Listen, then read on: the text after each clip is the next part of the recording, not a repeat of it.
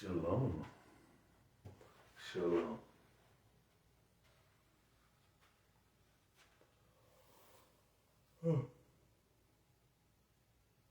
It was cold this morning. 34, all the way to like 34 to 36, all the way to like 8 o'clock. Super cold. Shalom, Amber. Amber's on the mic. Shalom. That was super cold. Looking up Boise temperature, just in case I have to go over there. It's like 28 degrees, 16. Like, oh man. Hopefully if I go over there, it'll be March. You think, oh, the sooner the better? I don't know. 18 degrees, 22 degrees. It's pretty cold. Amber, how cold does it get? What's the coldest it gets where you're at? Don't you live like some sucky place too, right? What's the coldest it gets out there? So, shalom. Praise the Almighty for the Zooms today, yesterday, last night, Sabbath night. It was a major blessing. Talk about different stuff. Kids, peer pressure, money, what's going on with the world. It's a major blessing. Oh, it gets to 25. Ooh, I think 25 to go to work in construction. 25, you need the pajama pants under your regular pants, a long sleeve shirt with a hoodie, a thermal long sleeve over that, and then have your regular hoodie. And then you should be good. Because 36 degrees is 2 long sleeve shirts and a hoodie.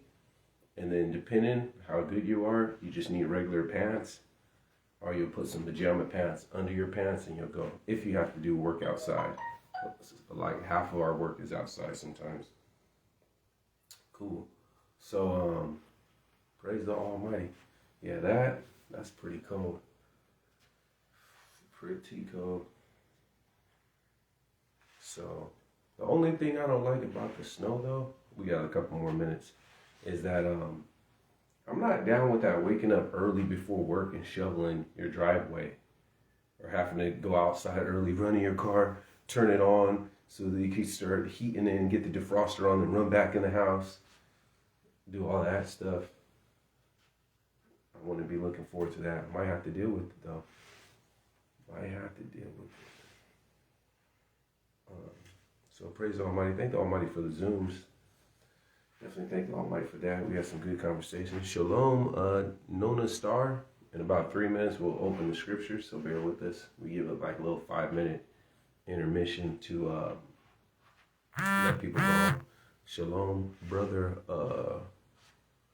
Vince. Shalom, brother Vince, on the mic. Waiting for Sister Gia. A couple more people to get on, and we'll get started. I was going to get the news, but I probably won't have time. So I'll probably do a shorter service tomorrow. Your bones hurt. Oh, it's cold in Dago too? Shout out to people in Dago, San Diego. Dago boys over there. I'm in Phoenix. We got, where are you at, Amber? I think you're in Atlanta, right, or something? And then we got the people in Belize, of course. So, all over. Shalom. Definitely do a shorter service, do the news next week. I will be checking with this gentleman. He was asking about the Christmas, so I told him to come to service, Benito. And then, so I gave him the scripture, so hopefully he sees why it's not biblical. And I want to see what his thoughts about that service that he watched. I'll be interested to see what stance he took with his family. It's a hard thing when you come into this truth and you start living righteous. Your wife may not be feeling that, or your husband may not be feeling that. When you don't want to eat pork, or you want to keep the feast days, or don't want to participate in Thanksgiving or Halloween, those are those battles you'll have in the first couple of years of serving the Most High. I remember my family shunned me because I didn't want to participate in Christmas or their Thanksgiving. I didn't want to show up. I wasn't giving gifts. I wasn't letting them to give my children gifts. And they didn't like me for a while, for a couple of years. And then my mom started coming into more truth a little bit. And she realized that it's all based upon consumerism anyways, and she stops keeping it. Not because she's trying to live holy or anything, but it's still coming into a limited amount of truth. But yeah, for a while, my family didn't want anything to do with me because I was like, felt like I was like giving them the middle finger because I didn't want to participate in their pagan days. But I'd rather lose out in family than lose out with the Most High. I always say that all the time. It doesn't matter. It says, the Apostle Paul said, I count everything that I have obtained in this life as dung, as doo-doo. I count it as dung that I may win a Mashiach. I count everything, all the riches, everything, houses, cars, everything that I achieved in this life, I count it as nothing that I may win a Mashiach. And what will get us off our steadfastness is if you spend too much time trying to please other people, then spend that time to please the Most High. We dealt with that a while ago, how you're trying to impress people and give off a facade for people that don't even care about you. Some people feel ashamed. Like, I got me a nice little oxidized car. You know, we own 3 vehicles. Bought all 3 vehicles. One's a 2002. One's a 1998. That's my boy. I'm keeping that till 2052. Mitsubishi Montero Sport, 1998. Man, that thing's been holding it down. It's a 1998. Still trucking. Has its little problems here and there, but that thing is still going like, what's good? Like, what's good? You know? So, and then I got like a 2008 or something, whatnot. But I am what I am. I don't have to buy a shiny car. And they said the average United States car payment is $750. The average car payment, $750, not including the insurance. Oh, speaking of, I was going to deal with the news. Guess what? Repossessions of vehicles went up in 2024, 23%. And that's 14% higher in 2023. So repossessions of vehicles went up. How much time we got? I don't want to waste too much time. Let's get into the scriptures. All right, I'm a little bit past due. Went up 23%. Because people want to get that Charger or want to get that Hellcat or want to give this image and give this facade. Why don't you just stay within your means? And I get it. Some people lost their job or maybe they got hurt and they can't afford some. But the vast majority of people are caught up in consumerism and they're narcissists and want to take a picture of look at my new car and get this and do this and do this. I see a lot of women get in an apartment complex in apartments that they cannot afford. You see them all the time. It's like, and I get it, you're a lady and you don't want to live in the hood. Like, a man will just live in the hood. We'll live in a studio in the most ghettoest neighborhood. We just come to work, go to work. If you're not on the block, you're not trying to buy weed. Most of the time, they'll leave you alone. Some places you don't want to live because they break into cars all the time. There's a different situation. But I get it. A lady doesn't want to live in a dangerous neighborhood. But I see on YouTube a lot. They're always trying to get some like fancy apartment complex that's like $600-700 more than they can afford, and then they're like struggling. It's like, hey, stay within your means.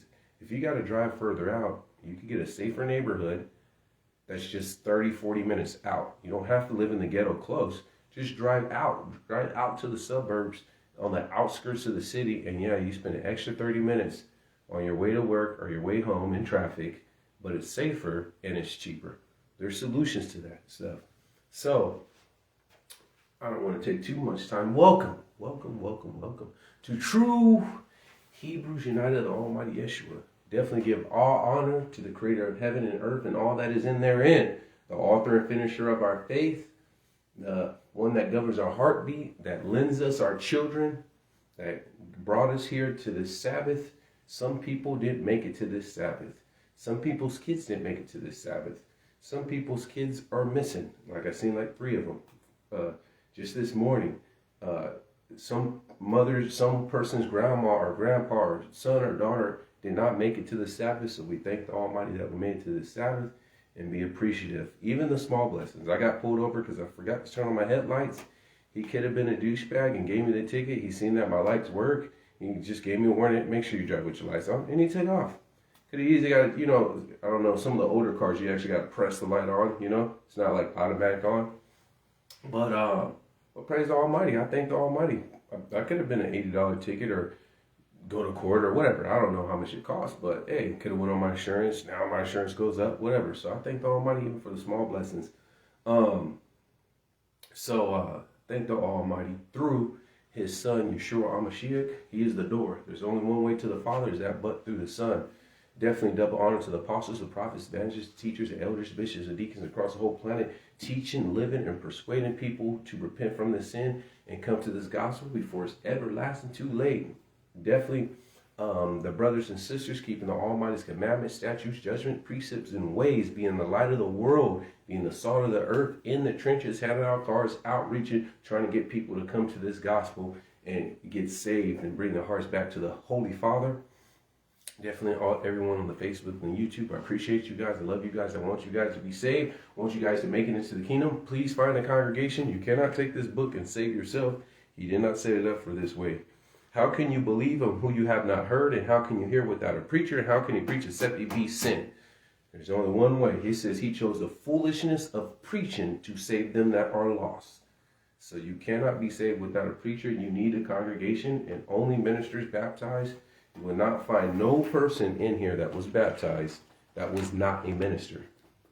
Every single person that baptized someone was a minister. You can't have, I'm going to have my grandma or that random stranger come baptize me. It don't work that way. I'm going to baptize my wife and then she's going to baptize me. I heard that stuff. It don't work that way. So, with all that said being done, let's let the fingers do the walking and the scriptures do the talking. Proverbs chapter 24. Proverbs 24. And hopefully this is some words of encouragement. And, if you want to put some comments and whatnot and bring the scriptures to everyday life, and that's what I try to do, and bring it to everyday scenarios. And how do we apply the scriptures in all aspects of our life and in all scenarios of our life. Proverbs 24 verses 10. Let's get it. If thou faint in the day of adversity, thy strength is small. So it says, if you faint in the day of adversity, thy strength is small. You never faint in the day of prosperity.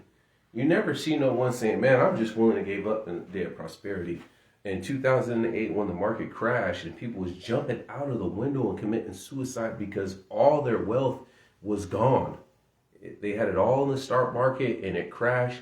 Housing market crashed, the stock market crashed, and it was gone. And people were committing suicides because of that. They can't rationalize to have a life of a normal middle class person or a lower middle class person. I don't see what's so bad about it. They still had their jobs, but they lost all their wealth and they'd rather die than be lower middle class or be middle class. This is where how that works out. But no one faints in prosperity. The fainting comes in adversity. It says, so if you faint in the day of, you give up, you quit in the day of adversity, your strength is small. You need to increase your strength.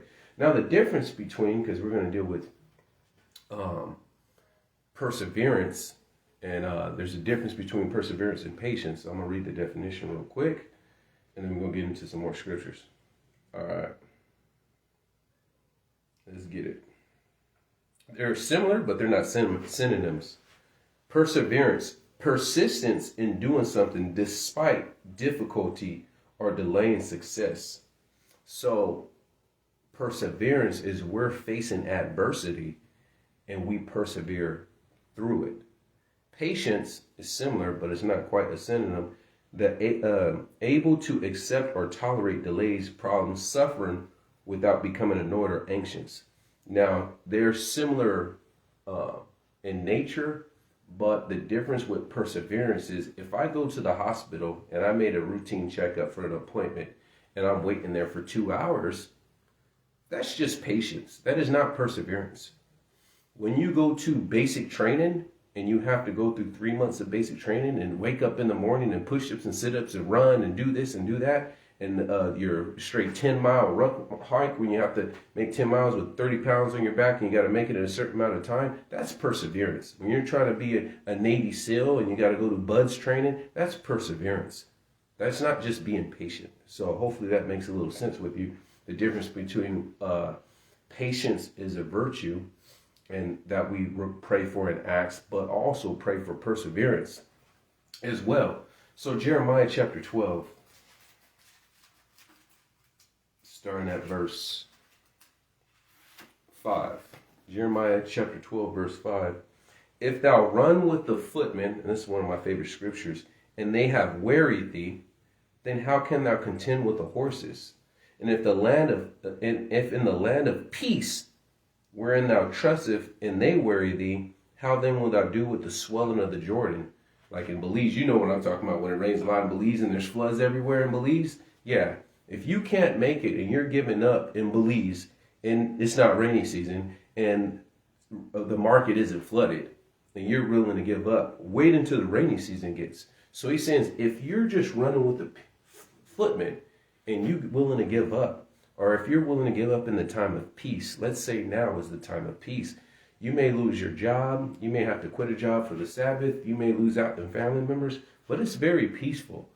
It's not like the wicked one, the man of sin, is making war against the saints. It's not like the Almighty's letting these vows and letting plagues out and blowing trumpets and passing judgment on this world.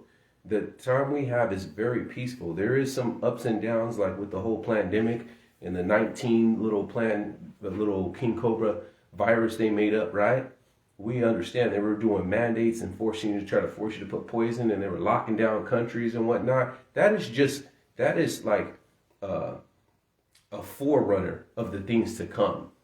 That is a forerunner. That is giving you a little taste of the saints of the Most High, what real persecution is going to be like.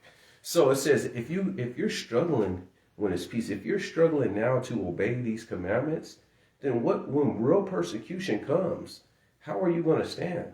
We see where people say, oh, I'll just get my head cut off. I'll just get my head cut off. Mainly Christians. Because it mentions, they'll get beheaded and whatnot. I'll just get my head cut off or whatnot. But you're disobeying now. So you're going to have the faith to go all the way with the Most High? Yeah, right. You're going to have the faith to watch your children go through that too. You're going to have the faith to let your children starve before you'll eat pork. And watch your children starve to death and watch yourself starve to death. You're going to faint. You're going to faint. And the people we see in Maccabees and the people we see in the Bible, they'd rather die before they sin to the Most High, sin against the Most High. They were really willing to give up. It says they were sawed asunder, sawed in pieces, tortured, in prison before they gave up the faith. So it said, if you see that you're struggling, whether it be with sin, compliance to the word, your strength is small, and your characteristic flaw is perseverance. It's perseverance. Pray for perseverance. Some of the situation we have, we just have to go through the storm. We just have to go through the storm. Let's get into some more scriptures real quick. Give me Matthew chapter 4, or Mark chapter 4.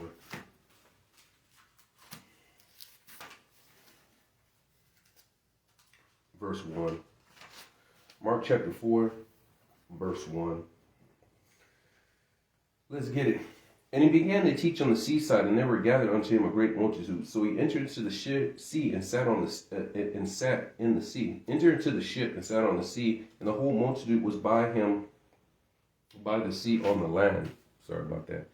And he taught them many things by parables, and he said unto them in his doctrine, Hearken, behold, there went out a sower to sow, and there came to pass that he that sowed fell on the wayside, and the fowls of the air came and devoured them, and some fell on the stony ground where it had not much earth, and immediately it sprang up because it had no depth in it. But when the sun was up, it was scorched, and because it had no root, it withered away. And some fell on the thorns, when the thorns grew up and choked it and yielded fruit. And others fell on the good ground and did yield fruit that sprang up and increased, and brought forth some 30 and some 60 and some 100-fold. And he said unto them, He that hath an ear, let him hear.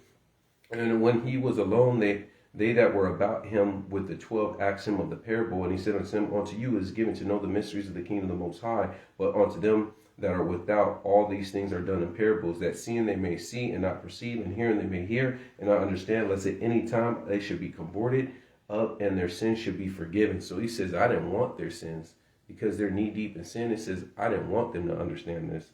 That's deep. And he said unto him, know ye the parable, and how this then will you know all parables. The sower soweth the word, and they that are by the wayside are where the word is sown. But when they heard it, Satan hath immediately and take them away with the word that was sown in their hearts. And I dealt on this, but basically that's the Big Bang Theory, evolution people, all that stuff that fight the word, right?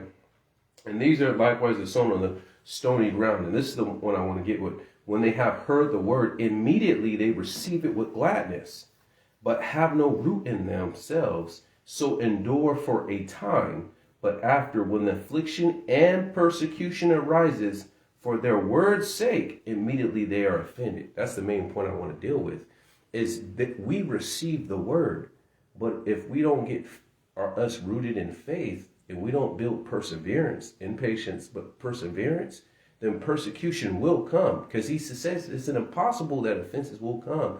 You're going to fall away. And let's use a couple of examples how you could fall away. Is this happened the other day. They said, all right, we're going to meet here for lunch. It was a little Christmas lunch, right? And I'm going to go quick. It was a little Christmas lunch.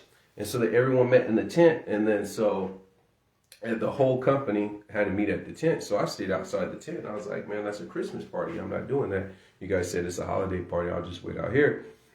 I was like, well, you got to come in and sign in so we know, because this job site came to sign in. Went back outside. They're like, oh, they're giving gift cards, $100 gift cards. I was like, no, they could keep it. I don't want your Christmas gift. I don't want your pagan pay. You could keep your false day, right? So I'm waiting outside talking to some other trades and whatnot. So they're like, oh, you got to come in. So I come in. I was like, oh, no, I don't want the gift card. Oh, it's $100. It's like, oh, no, thank you. I don't want the gift card. But some people, they say if you just got that job and you don't want to offend people, you might just go in there. You might not take the gift, or you might not eat the Christmas pagan food, but you'll just go in there because I don't want to offend. And that's where it gets you. This is where it gets you.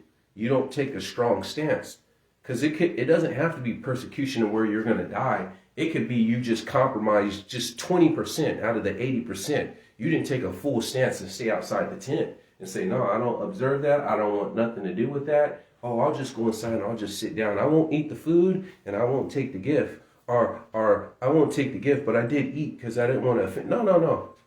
If you don't come you don't get your promotion because you don't come to their Thanksgiving party, and say you work in the office, or you don't do that, 100% take your stance.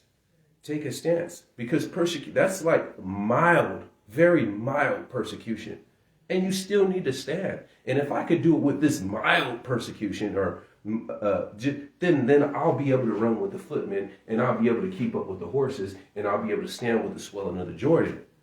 Because for your faith to get built, or your skills to get built, they give an apprentice small, mediocre tasks that's not too challenging. And as time progresses, you give them more challenging things where they have to troubleshoot and figure things out. And this is what makes a journeyman, or this is what makes someone skilled at their craft. In like manner, Almighty gives us these trials to build our faith and build perseverance. So when the time does come, you're already strong. And you have fellow brothers and sisters that's your support system, and you'll be able to stand when persecution really comes. Shalom, Howard, and shalom, Tiny Bates, and shalom, Sister Gia. You'll be able to stand from this stuff. But if you don't have the perseverance and you're not rooted in faith, you'll fold. Some people, you're going to see them, they never grow spiritually with the Most High because they keep failing the same tests. They're still at multiplying, division, subtraction, addition. I said it all out of order. They're still at that. They're not at algebra. They're not at calculus. They're not at geometry. They should be at calculus by now, but trial after trial comes and they keep failing it, and the Almighty's not going to give you to the next trial. Let's say you have an anger situation. The Bible says, be angry and sin not. Be swift to hear, slow to speak, slow to wrath, for the wrath of man works not in the righteousness of the Most High. It says, right? So let's say in the back in the day, you're young in the Most High, you just got baptized. Someone who's like, oh, and then you yelled out and you cuss, or you became out of character. So now everyone on the job site says, oh, he says he believes in the Bible, but what I seen yesterday, I'm not saying I go to church, but that seemed kind of ungodly. And then now your image and you being an ambassador gets tarnished a little bit, you know? And you're like, oh, Almighty, forgive me, I done messed up. I got out of character. I let my anger get the best of me, and I got out of character. Forgive me. He's going to run that. You're going to get your You're going to get your rematch. He's going to, whether that company, whether that job, whether a year from now, he's going to send you right to the same trial, and you need to get an A+. He's not going to get you to greater things. If he's trying to get you to be a minister, let's just say, for an example, and you're super struggling with anger, or you're struggling with perseverance, or you're struggling with patience, how are you going to lead the flock? Because you're too soon angry. You have to pass these tests to go to the next test. And so this is where the perseverance comes, because we have to just go through these storms.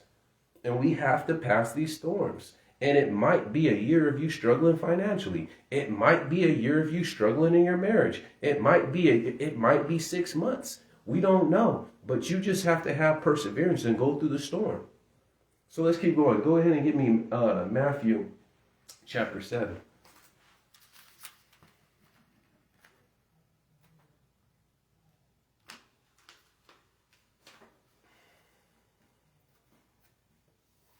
Verse 24. Therefore, whosoever heareth these sayings of mine and doeth them is like unto him of a wise man which built his house on the rock. I'm going to use this too. Let's go very quickly, because I got these new highlighters, so I might as well use them, right? All right, so we got the two houses. We got the two houses. Can you guys see that? There we go. Even though it's backwards, we got the two houses. Do that, right? All right, cool. So we got the two houses. Let's run it. All right. 24.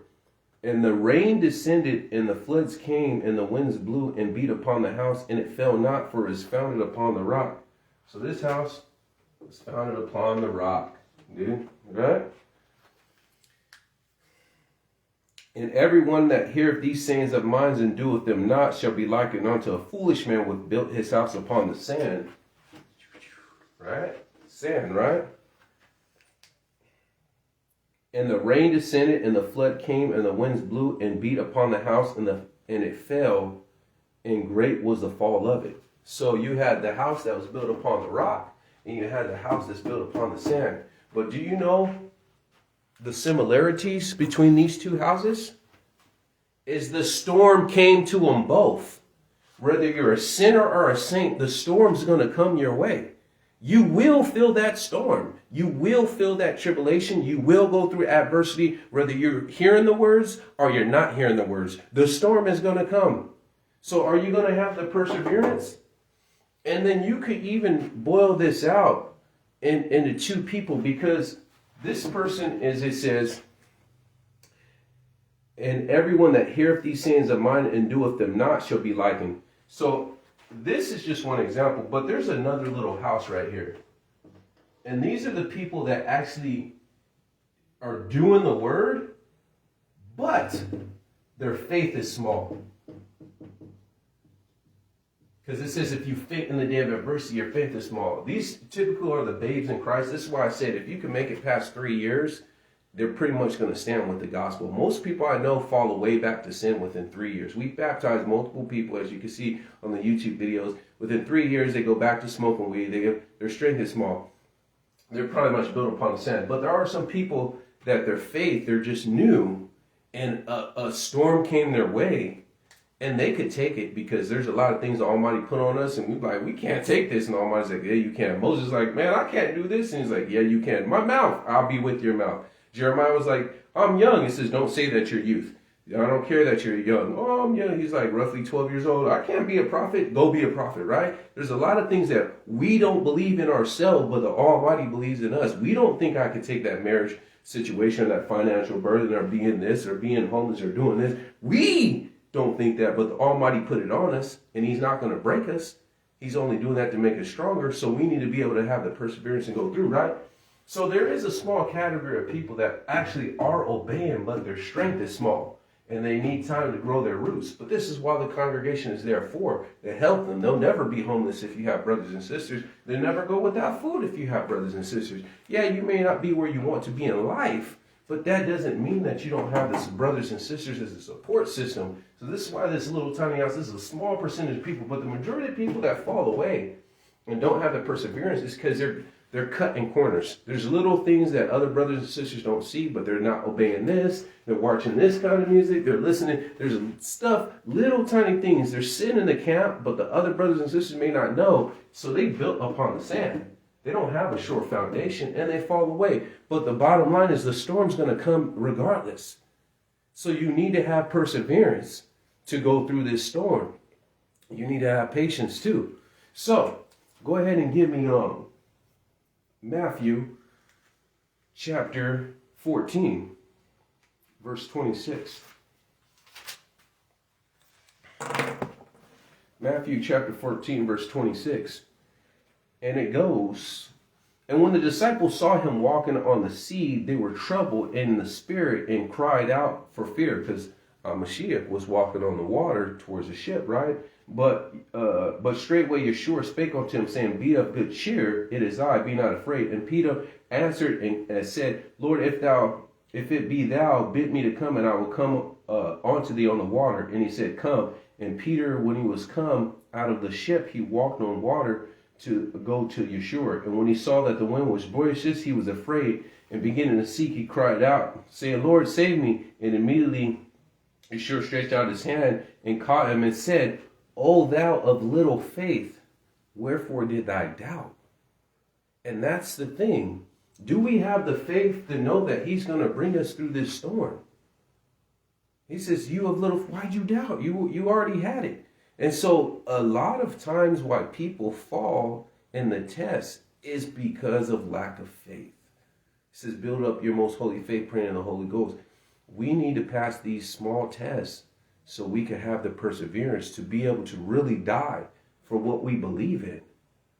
So many Christians said, I'm not taking this vaccination. I'm not. When that first came out, and I seen, so how you guys know so many people that says, I ain't doing nothing. But as soon as they say you'll lose your job, okay, here's my shoulder.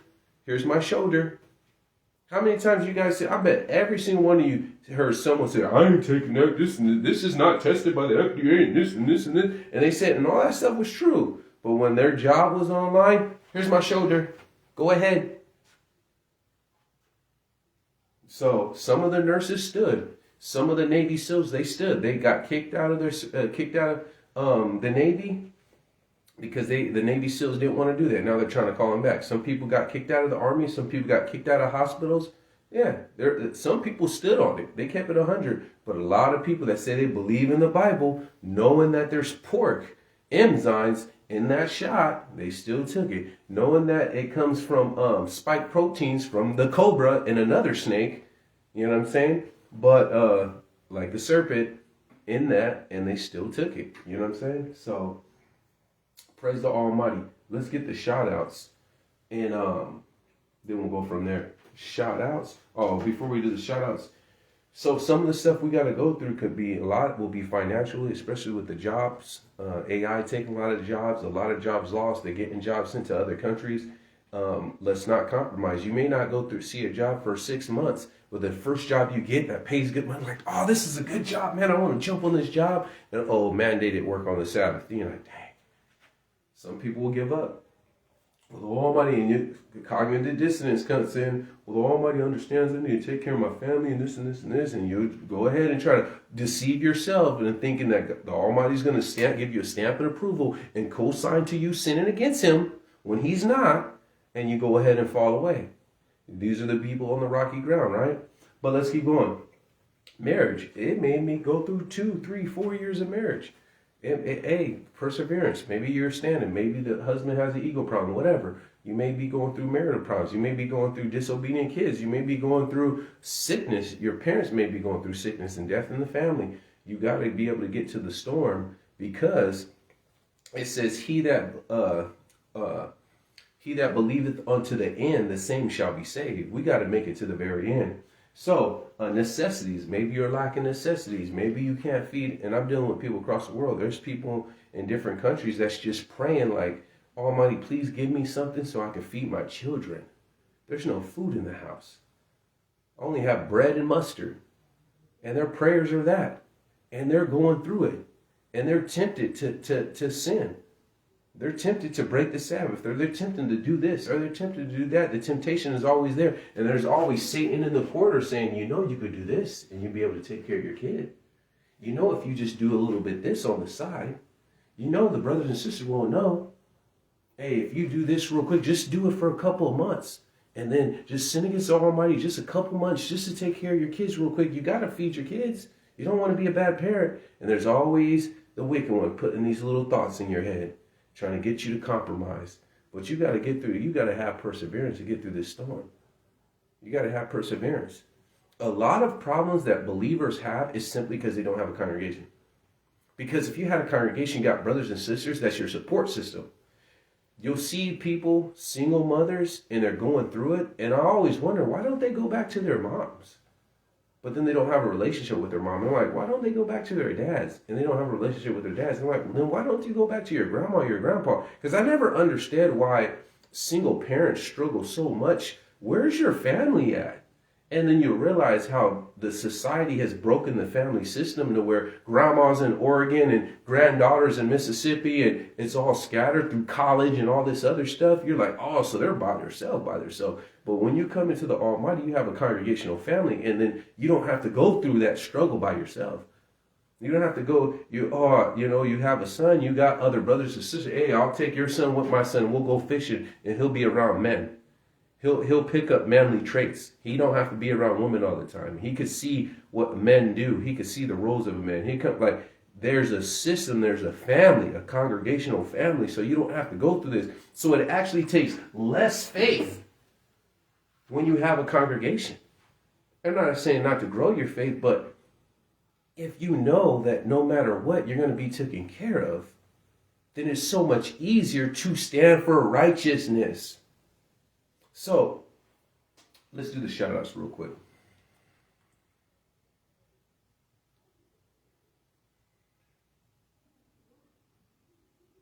We got Brother Vince, Damari, Christian, Davine, Manaya, hopefully I said it right, Israel, Gino, Gimme B, Katura, Gia, Vincent, Joshua, Amber, Katura, Kamari, Ariel, Nava, Kashan, and Zahara, and Zadek. I appreciate you guys.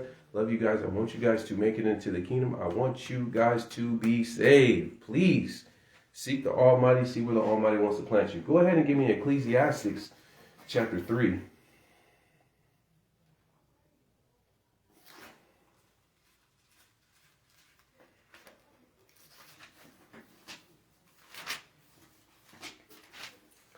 And starting at verse 1, to everything there is a season and a time, to every purpose under heaven, a time to be born and a time to die, a time to plant and a time to pluck up that which is planted, a time to kill, a time to heal, a time to break down, a time to build, a time to weep, a time to laugh, a time to mourn, a time to dance, a time to cast away stones, a time to gather stones together, a time to embrace and a time to refrain from embracing, a time to get and a time to lose, a time to keep and a time to cast away, a time to rend, a time to sow, a time to keep silent, a time to speak, a time to love, a time to hate, a time for war, and a time for peace.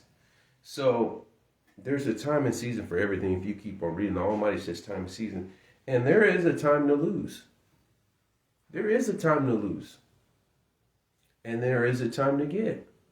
And you ever notice sometimes, because we be double standards, because when we're going through this, When we're going through it, like, oh, Almighty, when is this going to end? Dude, I've been struggling, have this and this, and marriage sucks, this, financial broke, struggling. You're like, man, it's been 6 months, this and this, I'm making no progress. Man, this is taking too long. And we be praying, oh, Almighty, get me out of this, get me out of this. And it'll be only like 6 months.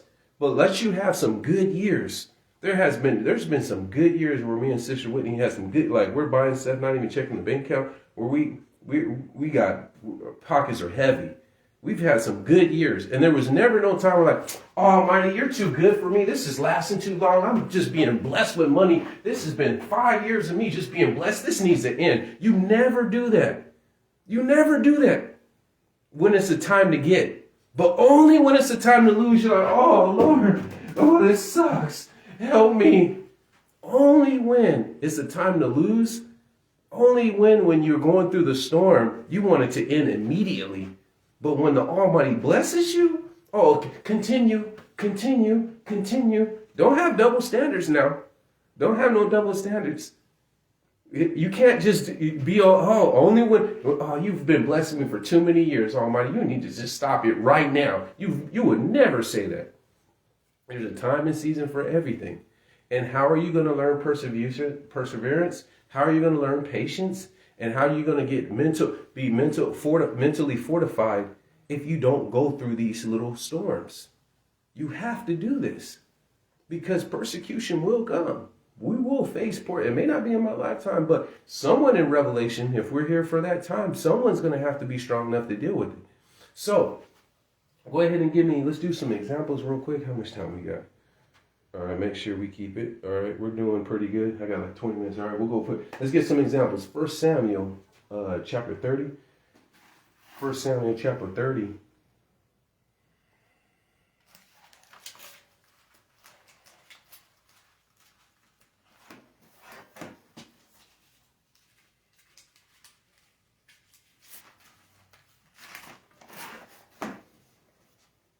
Verse 1. And it came to pass that when David and his men were come to Ziklag on the third day, that the Ammonites had invaded the south, and Ziklag was smitten and burned with fire, and had taken the women captives that were therein, and they slew not any, either great or small, but carried them away and went on their way. So David and his men came to the city. This is their city. They're like pretty much their fortification. The city, and it was burnt with fire, and their wives and their sons and their daughters were taken captives. Then David and his people that were with him lifted up their voice and wept until they had no more power to weep. And David's two wives were taken captives, Abinoam and Jerelitis, and Abigail, the wife of Nabal the Carmelite. And David was greatly distressed, for the people spake on stoning him, because the soul of all the people were grieved, every man for his sons and his daughters. But David encouraged himself in the Almighty. He was going through a lot. Even his own men thought about stoning him. He encouraged himself in the Almighty. And then we'll read on real quick.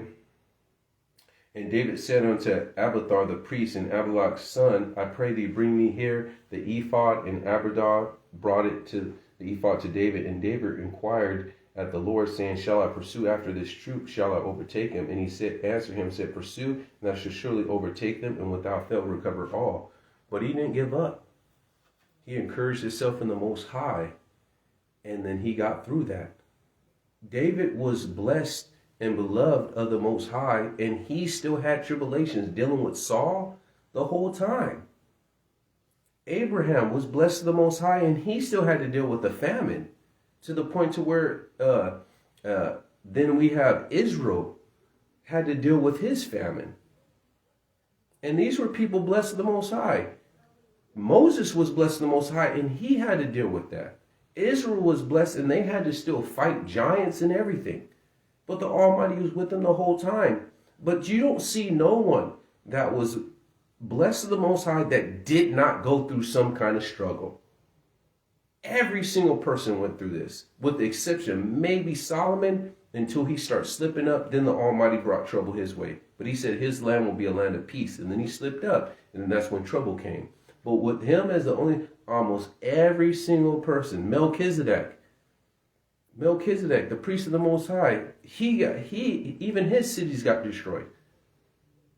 So it's like, we will go through this stuff. We have to have perseverance. And I know it sucks because let's get into the scripture. I'll show you real quick. Genesis 37. Genesis 37.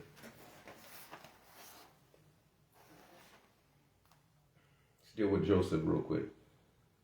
Genesis 37. We're going to skip a lot of it because it's like 3 chapters long. So I'm going to deal with the key points. Genesis 37, 27 and 28. All right. Come, let us sell him to the Ishmaelites, and let not our hand be upon him. He is our brother in our flesh, and his brother were content. And they passed by the Midianite merchantmen, and they drew and lifted up Joseph out of the pit, and they sold Joseph to the Ishmaelites for 20 pieces of silver, and they brought Joseph into Egypt.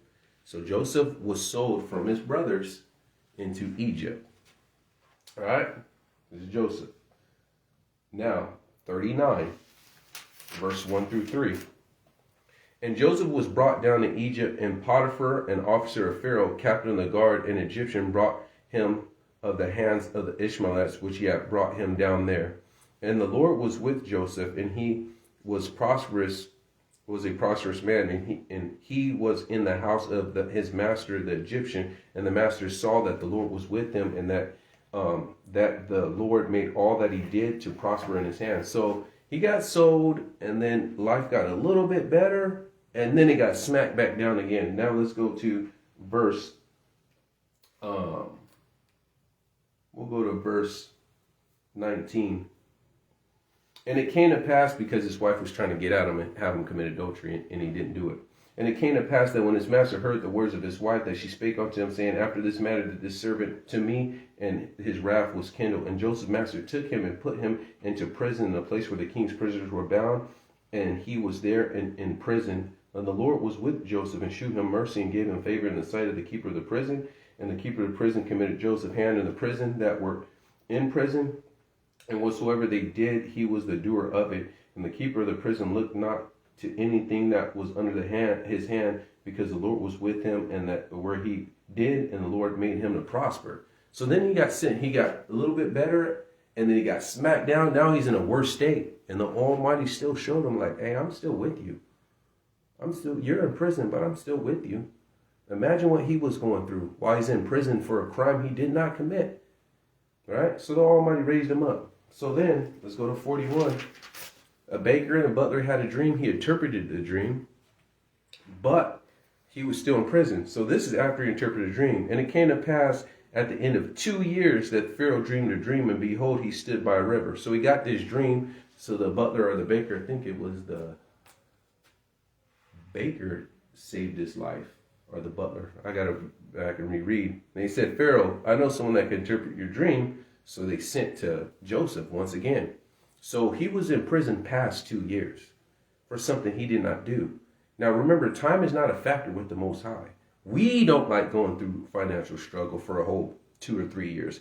We don't like going through this, but time is no factor with the Most High. Time is only a factor with us. But he can make us live in good. We could be 100 years and be content and still be strong and riding bikes. Or we could fall apart at 80. He's the one that preserves us. He could make us still 108 and still able, and we don't have dementia and we don't have Alzheimer's. He could preserve us. So time is not a factor with him. Because you could say, oh, well, I'm going through it and I wasted 5 years of my life. But I've seen 78-year-olds just already in dementia. And I've seen 192-year-olds in the gym. A 92-year-old still doing a pull-up. It wasn't a clean one, but he was still doing a pull-up in his 90s. I talked to him. He was still cognitive. He could still hold a conversation. No dementia. No, you know what I'm saying? He may not be as sharp as he was, but the Almighty could preserve him. Time's no factor with him, right? Verse 41, chapter 41, we're going to go to 28. This thing which thou hast spoken unto Pharaoh, what God is about to do in Yeshua Pharaoh. So this is when they brought Joseph out. They cleaned him up. He interpreted the dream. Behold, I come 7 years of great plenty throughout all the land, and there shall rise them 7 years of famine, and all plenty shall be forgotten in the land, and the famine shall consume the land. So I'm going to go, and he gave him advice, right? So let's just jump down to verse 41. And Pharaoh said unto Joseph, See, I have set thee over all the land of Egypt. And Pharaoh took off the ring off his hand and put it upon Joseph's hand, and arrayed him in vestures and fine linen, and put gold chain about his neck. So he made him second in command. He made him second in command. He went from being a slave to going to being a prisoner to being second in command of all Egypt. Now, if he never went through that, he wouldn't have not got to that. He wouldn't have excelled. So let's say if I waste 5 years. This is why I like, because we, Tree Vision Net, we invest. Let's say if I put 5 years of, say, a couple $1,000s, thousands of dollars in this investment.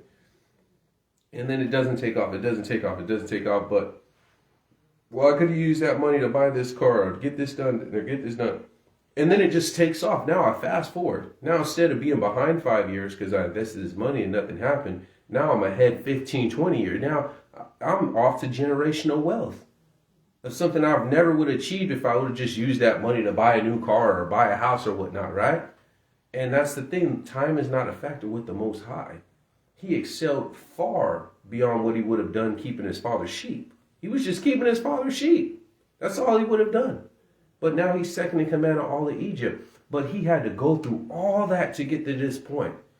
Whenever it reminds me of delayed gratification. There's certain things I sacrifice now and I live below my means now. And I know, and in due time, I will reap, right? So, go ahead and give me Galatians chapter 9. 2 more scriptures and we'll be done.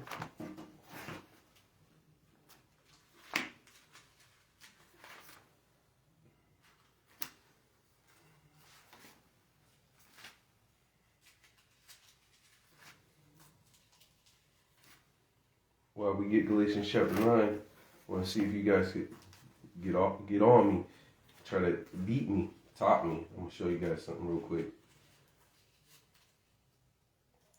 Galatians chapter 6, verse 9. Galatians chapter 6, verse 9. There's no Galatians chapter 9. Galatians chapter 6, verse 9. Let's get it. And let us not be weary in well-doing, for in due season we shall reap, if we faint not. Don't be worried. It says, if you run with the footmen and they weary thee, thy strength is small. I mean, if we're with the footmen, if you faint in the day of adversity, thy strength is small. And it says, if you run with the footmen and they weary thee, then how can you run with keep up with the horsemen, right? It says, don't be weary in well-doing. So a lot of perseverance, another aspect of perseverance is, let's say you make yourself vulnerable to a lot of false brethren. Or it could be you feeding the homeless and they're unthankful or whatever, right? You say, man, forget it, man. Every time I try to help out these brothers or these this, or they wear friends say shalom, or every time they burn me. And now you don't have the perseverance to still help out people. Yeah, I know you got burnt by this person that says shalom and this person that wears fringes and this person that did this, but that doesn't mean you stop doing good. I've run across some entitled, unthankful homeless people, but that doesn't mean that I stop feeding the homeless. I run across people that try to lie and then they really use the money on drug money, but that doesn't mean I stop helping. I just go get them the food. I just don't give them money or whatever, right? Don't be weary in well-doing. So it may not be just going through your own personal storm. It could be just being the light of the world and being an effective tool of the Most High. Don't be weary in well-doing. Last scripture, Ephesians chapter 6.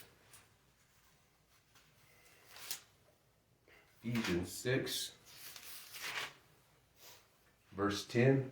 Ephesians 6, verse 10. Finally, my brethren, be strong in the Almighty and in the power of the might. Put on the whole armor of the Most High, that you may be able to stand against the wiles of the devil. For we wrestle not against flesh and blood, against principalities, against powers, against rulers of darkness, against spiritual wickedness in high places. And I'm talking about high, like the elite, like people with the CIA, like people cloning, and the people like the deep state, Bohemian Grove, elites, high places, right? In high places. Wherefore, take on the whole armor of the Most High, that you be able to withstand the evil day, having done all to stand. Stand therefore. Just some of it is, I just got to make it past this 6 months of struggling. I got to make it past these 3 years of struggling. It's called the war of attrition. And that's how the wicked one's going to get a lot of people. You don't chop down a redwood tree with one swing. It takes multiple swings. Multiple swings. Multiple swings. So who's going to get tired first? Are you going to let the wicked one wear you out and you give up? Or are you going to have the war of attrition and you stand? Because all he's doing is taking little swings here. He's trying to chop you down. He know he can't get you to fall completely. So he's going to get you a little bit here, get you a little bit there, get you a little bit there, get you a little bit there. He's going to get you out of the way. Pretty soon you'll be out of the way. You won't even be standing like a tree. You'll be done, right? So it's the war of attrition. We just got to make it and live holy until we give up our last breath. So we're in that hospital or we're in our bed. Give up that last breath in righteousness. And if we die a righteous man, we're going to stand before the Almighty a righteous man. Now, if you die a wicked man, you're going to get judged as a wicked person, right? So let's keep going. Verse 14, stand therefore, having your loins girt about with truth, having on the breastplate of righteousness, have your feet shod with the preparation of the gospel of peace. Above all, take the shield of faith, wherefore you be able to quench the fiery darts of the wicked. And definitely, because these thoughts will come in and get you to try to compromise this gospel, right? And take the helmet of salvation and the sword of spirit, which is the word of the Almighty, praying always with all prayer and supplications in the spirit, watching therefore with all perseverance in supplication for all saints. We got to make it through, right? Why would you need armor? Because you're going to war. So you're facing what? An enemy. And what is that enemy called? Adversity. And what do you need? Perseverance, right? Why would you need armor if you're not going to go through adversity? Why would he say that, right? So let's keep pressing. Hey, let's make it. Let's make it into the kingdom. Doing all to stand. With all that said and being done, keep standing. Don't drop stands. Get the Almighty hand clap. Shalom.